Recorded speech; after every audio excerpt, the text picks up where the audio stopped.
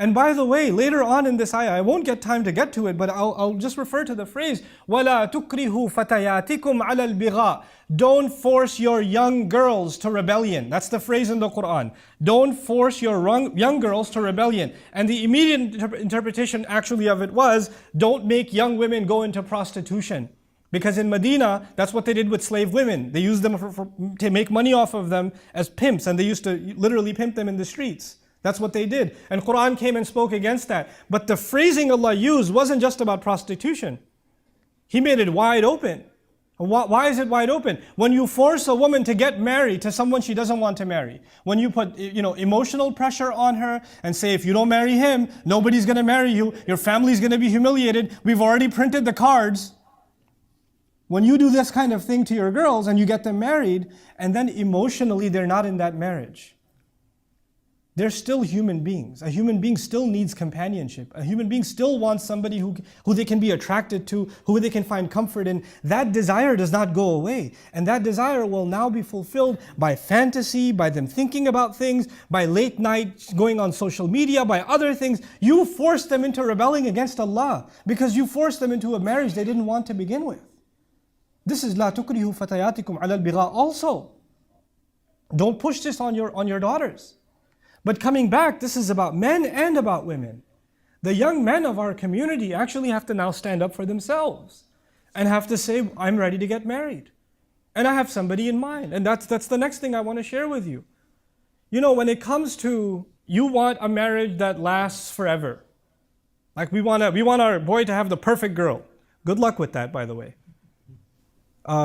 Because perfection is not going to happen in this, and your boy isn't perfect. Let me tell you. If you don't know, let me tell you. We're all human beings, and human beings have flaws, and sometimes things work, and sometimes things don't work. But let me tell you, when a young man and a young woman are old enough to get married, that actually means they're old enough to make their own choice. Let me repeat myself. When they're old enough to get married, they're old enough to make their own choice. And maybe you don't like their choice. And your job and my job as parents is to advise them and say, I don't think this is a good choice.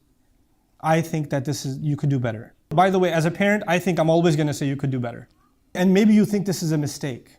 But if your son is 25 years old, your daughter is 30 years old, and she wants to make a mistake, that halal mistake is way better. And maybe things don't work out in 3 years. That's still better. That's still better than you refusing, because I have seen enough cases. I don't talk in theory. I'm talking based on what I've seen, the conversations I've had with people, with real Muslim families around the world, especially around the United States and Canada, where people are, this man comes and says, I want to marry this girl. The father says, no, you're not from the same country, you're not from the same culture or whatever. You can't get married to my daughter, or the other way around. But these two are still already emotionally attached. So they're texting each other, talking to each other, hanging out with each other, having dinner with each other. Parents don't know. 5, 6 years go by, they're refusing other proposals. Then the girl is forced to marry somebody else, and she's still talking to the guy. And all of this was that evil, that whoever she married didn't deserve this. But all of that evil was created by the stubbornness of parents who didn't realize that their children live in a different time. Where allowing marriage first is a bigger priority than anything else. You have to understand, when these ayat came down, they came down in Medina. And the Arab people of the time especially were very tribal. They wanted to maintain their nasab at all costs. You maintain your lineage. Lineage is a very, very big deal. So marrying outside your tribe was not a common thing. But now the Sahaba are in Medina, and they're outcasts from their own city anyway. And a lot of the people that were in Medina, they've accepted Islam, so they're outcasts from their own tribes. So there are going to be marriages outside of their culture. You have to understand, it's not just an Arab marrying an Arab. There's all this intertribal marriage happening, which is a big deal to them. It's as big a deal today than a Pakistani marrying a Bangladeshi, astaghfirullah al-azim. Or a Lebanese marrying an Egyptian. Inna lillahi wa inna ilayhi raji'un. How can that be? This was a big deal to them. But Allah said, no, forget all of that. Just make sure that marriage itself becomes easy. Just that much. And Allah will take care of the rest.